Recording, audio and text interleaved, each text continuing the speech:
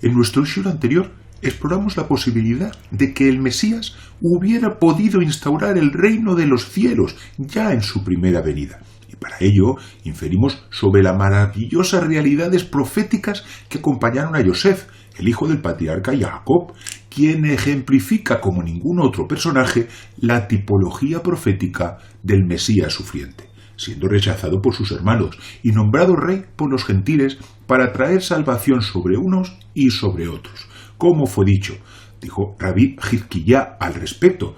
No viene este versículo, se está refiriendo a Génesis Bereshit 48.1, a comunicarnos lo que hizo Yosef, esto es, el personaje histórico, sino que viene a traer y enseñar lo que será y lo que habrá de acontecer al final del exilio. Todo esto al final de la cuenta mencionada de 6.000 años, esto es, que vendrá el Mesías asociado al misterio de Yosef. Zohar Vallejí 313a. En esta segunda entrega indagaremos sobre el factor gentil del Mesías a través de 3 personajes femeninos de su genealogía. Shalom, queridos Javerim, mi nombre es Isaac Ben-Ahor y les pido que me acompañen de nuevo en este estudio sobre las 2 venidas del Mesías, donde intentaremos profundizar en sus grandes secretos espirituales. Como ya hemos apuntado, hablaremos de las mujeres citadas en la genealogía de Yeshua en el llamado Sefer Toledot Yeshua HaMashiach, según leemos al principio del libro de Mateo Matai, las cuales aparecen en medio de una larga lista de varones, lo que nos lleva a preguntarnos, ¿por qué solo se nombran estas 4? Una mirada más atenta nos llevará a descubrir que todas ellas están vinculadas con un contexto gentil, poseyendo asimismo una historia única y singular, hallándose muy lejos del papel de meras consortes. Repasemos brevemente sus vidas. Tamar fue una mujer cananita, quien, tras enviudar de los 2 primeros hijos de Judá, llegó a concebir de su suegro a través de una forma muy irregular de Ibum, de levirato. Sobre esto puede leer Génesis Bereshit 38, del 14 al 26. Rahab, que fue una posadera cananita, que tras prestar ayuda a los espías de Josué, y sobre esto puede ver el mismo libro en el capítulo 2, contrajo matrimonio con Salmón, engendrando a Boaz, quien sería el marido de Ruth. Ruth es la más famosa de las 4, pues el profeta Samuel escribió un libro que lleva su nombre. Sobre esto puede leer Baba Batra 14b. Fue una mujer moabita que, tras quedar viuda de Mahlón, el hijo del juez Elimelech, acompañó a su suegra Naomi en su regreso a la aldea de Belén, donde contrajo matrimonio con Boaz, quien es el juez Ibsam, mencionado en Jueces Shoftim 12 del 8 al 10. Sobre esto puede leer también Baba Batra 91a. Engendrando a Obed, quien sería el abuelo del rey David.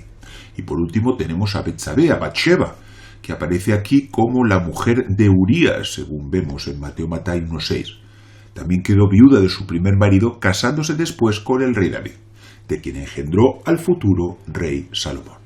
Si bien en la Biblia se hace referencia a su condición de judía, al describirla como la hija de Amiel, sobre esto puede leer Primera de Crónicas, Divrei Hayamim 3.5, y también la nieta de Agitofel, aún así estaba casada con un mercenario hitita del ejército de David, por lo que algunos comentaristas han entendido que tenía lazos con esta etnia. ¿Por qué razón Mateo, un cronista judío, pensó que debía incluir sus nombres en la genealogía del Mesías? ¿Qué valores podrían aportar estas 4 mujeres a su línea familiar? En un sentido espiritual, y extrapolando lo dicho en el Zohar sobre las matriarcas, y sobre esto puede leer entre otros muchos Kedoshim 133a, cada una de ellas personifica una tipología del aspecto femenino inferior, esto es de Malhut, reino, la presencia divina Shejinah de abajo, del Etata. Su estrecha vinculación con las naciones refuerza la idea de una Shejinah en estado de exilio, peligrosamente cerca de las Klipot, pues cada una de ellas nos aporta luces pero también sombras en los antecedentes familiares del Mesías. Y esto constituye un gran misterio, pues cabría preguntarse por qué el tzadik, el justo por excelencia, debería tener manchas en su línea dinástica. Los sabios de la Kabbalah abordaron este dilema argumentando que esta era una estrategia para confundir al otro lado, Por ejemplo, el Arizal enseña que algunas almas son tan elevadas que cuando son dispuestas para descender al mundo, levantan una dura oposición de parte de las Klipot, las cuales argumentan que debido a su extrema santidad, a la extrema santidad de estas almas a punto de descender, lejos de sucumbir a las influencias del mal, traerán al mundo revelación de divinidad, llevando a otras personas a que reconozcan y sirvan a Dios, lo que a priori parece negar el principio de Bejira Hopshit, ¿no?, del libre albedrío del ser humano. Pues estas almas, dada su grandeza espiritual, no serán vencidas por el Yetzer Hará, por el mal impulso. Ante estos argumentos, el atributo de juicio de Dios se ve obligado a concederles la petición de que estas almas no desciendan al mundo. El Arizal nos sigue diciendo que ante esto Dios adopta una estratagema para confundir a las fuerzas del mal, trayendo al mundo a estas almas a través de gente sencilla e incluso a través de acciones que podríamos calificar de irregulares, como fue, por ejemplo, el caso de Judá y de Tamar. Entonces, las Klipot, al ver que estas almas se encuentran muy cerca de su ámbito de influencia, no se oponen a que vengan al mundo, pensando que podrán llevarlas hacia la transgresión, pasando así estas almas desapercibidas entre el común de los mortales, en medio de individuos sujetos a pasiones y debilidades. Sobre esto puede usted consultar el Sha'ar HaGilgulim 38. Y esta enseñanza vendría a ser indicativa de por qué Yeshua, siendo rey, tuvo que nacer en un ambiente en extremo humilde y anodino, y no en el seno de una familia ilustre, pues como nos declaran los escritos, a causa de no haber alojamiento en la posada, se vio obligado a nacer en un establo. Sobre esto usted puede leer Lucas Nakai 2.7. Incluso su padre putativo, Yosef ben Jacob, aun perteneciendo a la casa y familia de David, ganaba su sustento como un humilde carpintero. Pasemos al siguiente personaje, Tamar. Antes de centrarnos en Ruth, lo cual pues hablaremos en nuestra próxima entrega, nos es necesario ahondar en las realidades espirituales que rodearon a estas mujeres que la acompañan en la citada genealogía. Y para esto vamos a ahondar mucho más en todas estas nociones, comenzando por Tamar, la nuera de Judá, de quien había de venir el tzadik, el justo por excelencia, según nos insinúa el versículo. El justo tzadik florecerá como la palmera. Tamar, Salmos Tehilim 92, 13. Tamar representa conceptualmente una unión inesperada entre Israel y las naciones, con un Judá en horas bajas tras haberse deshecho de su hermano Yosef, esto es, tras haber rechazado al Mashiach ben Yosef, y que aún así reconoce la buena voluntad que subyace detrás de esta unión. Pero existe un asunto que nos merece especial atención, según la Torá nos declara: y aconteció que al tiempo de dar a luz, he aquí que había gemelos en su seno, y al dar a luz sacó la mano, y la partera tomó y ató a su mano un hilo de grana, diciendo: este salió primero. Pero volviendo a meter la mano, he aquí salió su hermano, y ella dijo: ¿qué brecha te has abierto? Y llamó su nombre Pérez. Después salió su hermano, el que tenía el hilo grana, y llamó su nombre Zaraj. Génesis Bereshit 38, del 27 al 30. Como se dijo, la mención de las citadas 4 mujeres en la genealogía de Yeshua atiende a profundos significados espirituales ligados a misterios sublimes de la venida al mundo del Mesías. Repasemos el texto que acabamos de citar con mayor detenimiento. Y aconteció. Vayehi. Los comentaristas nos advierten que cada vez que aparece esta expresión en la Torá nos está introduciendo en un suceso de carácter trágico. Y aquí cabría preguntarse: ¿qué puede haber de funesto en el nacimiento de 2 niños? Dejemos esta pregunta en el aire y sigamos con nuestro texto. Y al dar a luz sacó mano, yad. Y como vemos, aquí dice simplemente mano, yad, y no la mano, hayad, o como dirá después, su mano, yado. Como es sabido, la palabra yad, mano, y el nombre David comparten gematría 14, como se ilustra a continuación. donde vemos la palabra Yad mano, donde Yod vale 10 y Dalet vale 4, y David, donde la primera Dalet vale 4, después la Bab 6 y la segunda Dalet vale 4. Total, 14. Si esto ya constituye de por sí una insinuación mesiánica con el nacimiento de este niño, cuanto más sabiendo que nuestra citada genealogía es presentada en 3 subgrupos de 14, como versa.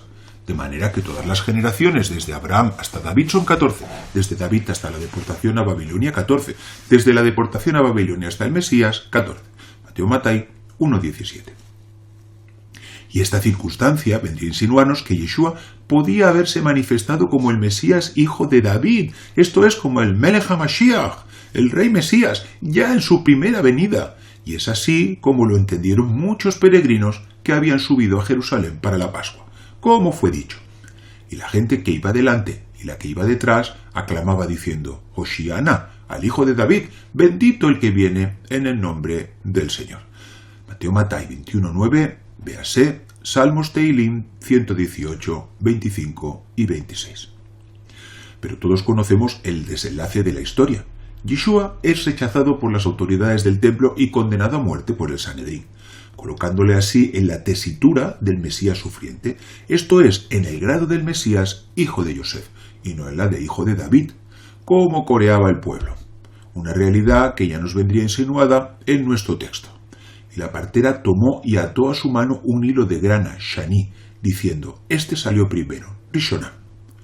Un hilo de grana, como símbolo profético de la sangre derramada del Mesías en expiación por los pecados del mundo, conforme al escrito: si vuestros pecados fueren como la grana, que shanim, como la nieve serán emblanquecidos; si fueran rojos como el carmesí, vendrán a ser como blanca lana. Isaías Yeshayá 1:18. Y aquí se oculta un gran misterio.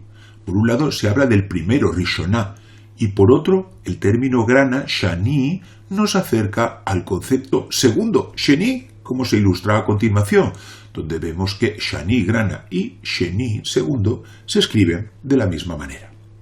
Y todo esto apuntaría a la segunda venida del Mesías. La primera, simbolizada por el niño cuando saca la mano y recibe el cordón grana, para después ser ocultado y salir el segundo, dando así cumplimiento a la profecía. Y mirarán a mí, a quien traspasaron, y llorarán como se llora por hijo unigénito. Zacarías Zeharia 12:10. Por lo cual no recibe su nombre Zaraj hasta salir completamente a luz, un apelativo cuyo significado resplandor, nacimiento del sol, nos acerca a conceptos propios del Mesías glorificado, como está escrito: levántate, resplandece, porque ha venido tu luz, y la gloria del Eterno ha nacido Zaraj sobre ti. Isaías Yeshayá 61. De todo esto inferimos que incluso un acontecimiento tan trascendente para el mundo como es la venida del Mesías se halla sujeto a la Bejirá Hofshit, esto es, al libre albedrío del ser humano, como ya se indicó. Asimismo, el otro hijo, Paretz, según el propio texto, vendría a significar brecha, quebranto, Peretz. Sobre esto puede usted leer 2 de Samuel 6:8, poseyendo también la acepción de destruir, Parotz, como una alusión más a los padecimientos del Mesías. Y aquí volvemos al término con el que dimos principio, ¿no?, a esta explicación, Vayehi, que siempre viene a ser indicativo de un suceso desafortunado, de un suceso funesto. En este caso estamos hablando de los padecimientos del Mashiach, hijo de Yosef. Pasemos al siguiente personaje, Rahab, la segunda mujer de la lista. Esta mesonera de Jericó que dio cobijo a los espías israelitas. Recordemos un detalle de esta historia.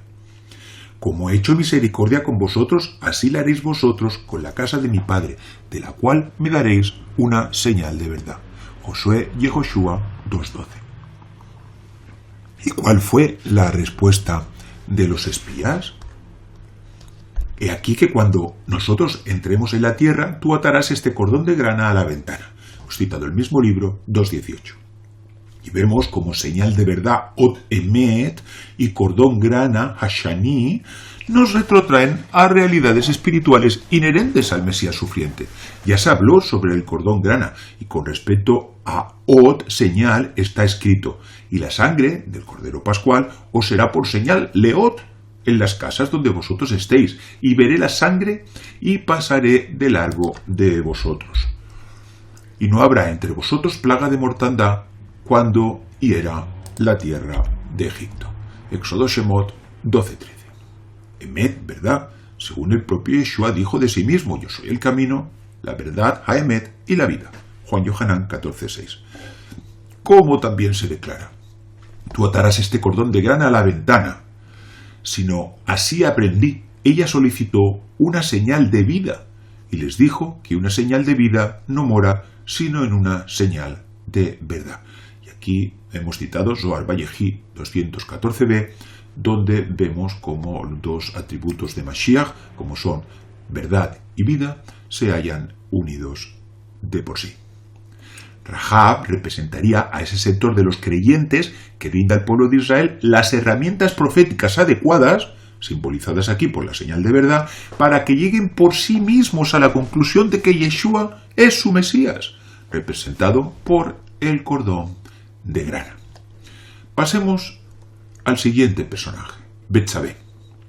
Esta fue la esposa del rey David y la madre del rey Salomón, y de nuevo nos encontramos ante una figura controvertida.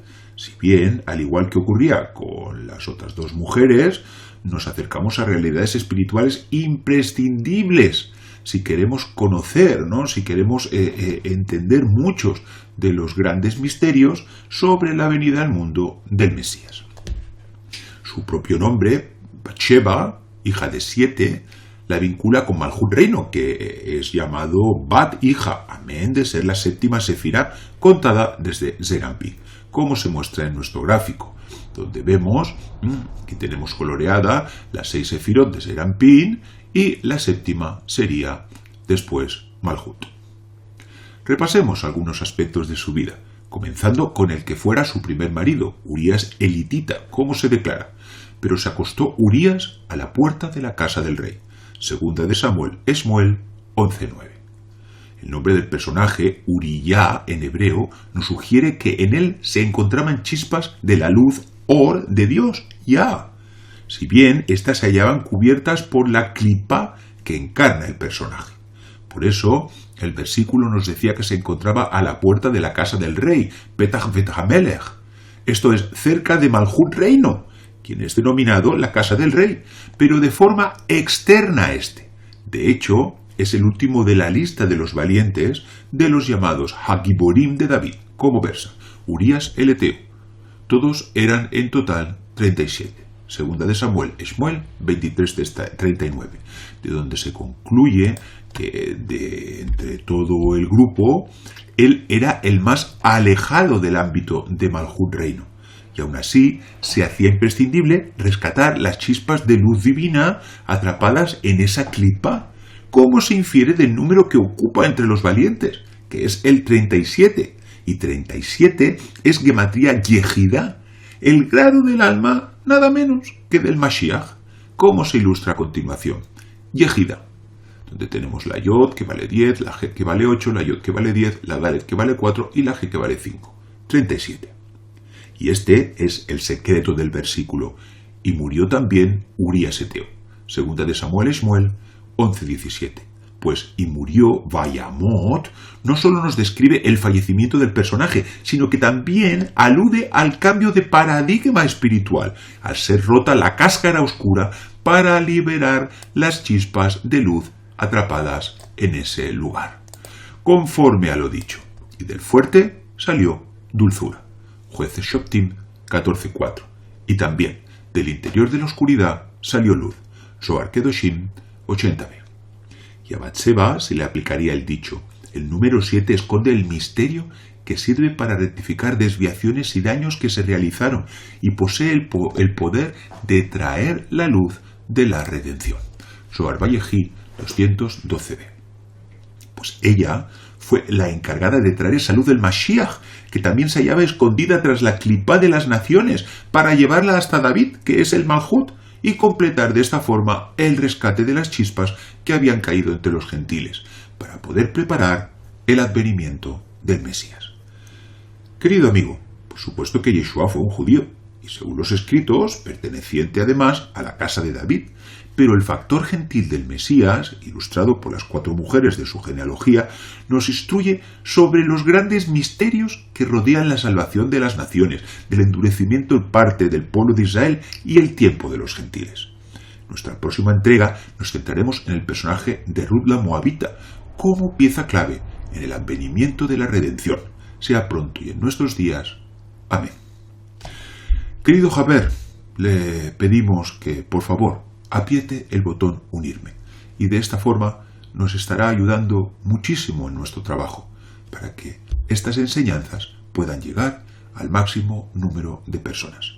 Y hasta aquí nuestro shiur de hoy. Shalom. Adir Ben Ahor, el poder y la luz del Mesías Yeshua.